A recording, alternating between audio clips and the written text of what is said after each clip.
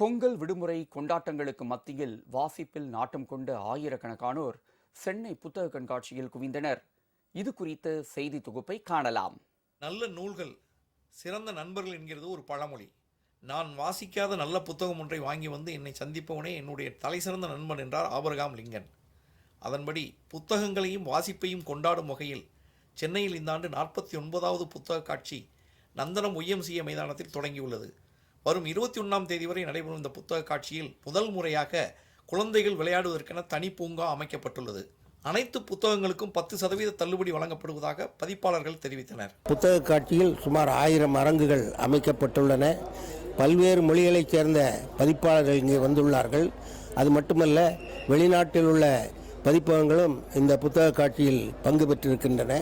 கிட்டத்தட்ட 12 லட்சம் தலைப்புகளில் புத்தகங்கள் இங்கே காட்சிப்படுத்தப்பட்டுள்ளன. இந்த ஆண்டு புத்தக காட்சிக்கான நுழைவு கட்டணம் அனுமதி இலவசம் என்ற அளவிலே செய்யப்பட்டுள்ளது. புத்தகம் வாங்கும் அனைவர்களுக்கும் 10% தள்ளுபடி இருக்கின்றது. கடந்த 2 நாட்களாக சுமார் 3 லட்சம் பேர்கள் இங்கே வருகை தந்துள்ளார்கள். கருணாநிதி பொற்கிளி விருது மற்றும் கவிதைகளுக்கான விருதுகளை முதலமைச்சர் ஸ்டாலின் வழங்கிய நிலையில் வரும் 19ஆம் தேதி என்று நடைபெறும் விழாவில் பபாசி விருதுகளை துணை முதலமைச்சர் உதயநிதி ஸ்டாலின் வழங்க உள்ளார். இந்த பொங்கல் விடுமுறையை புத்தகங்கள் வாங்குவதற்கான வாய்ப்பாக பலரும் பயன்படுத்தி கொண்டனர்.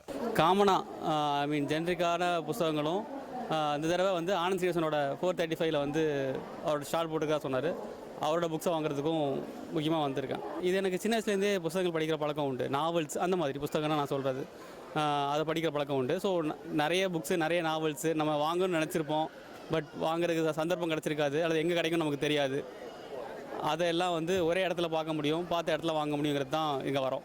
மொபைல் இப்போ மொபைல் அதிகம் யூஸ் பண்ணுறாங்க. அதனால தான் கிட்ஸ் என் பாப்பாவுக்கு அவள் படிக்கிற மாதிரி ஏதாவது புத்தகங்கள் நான் ஒரு ஸ்டால் பார்த்து வச்சுருக்கேன். அதில் பிள்ளையார் கதை, முருகர் கதை, அதெல்லாம் காமிக்ஸ் வடியில் வந்திருக்கு.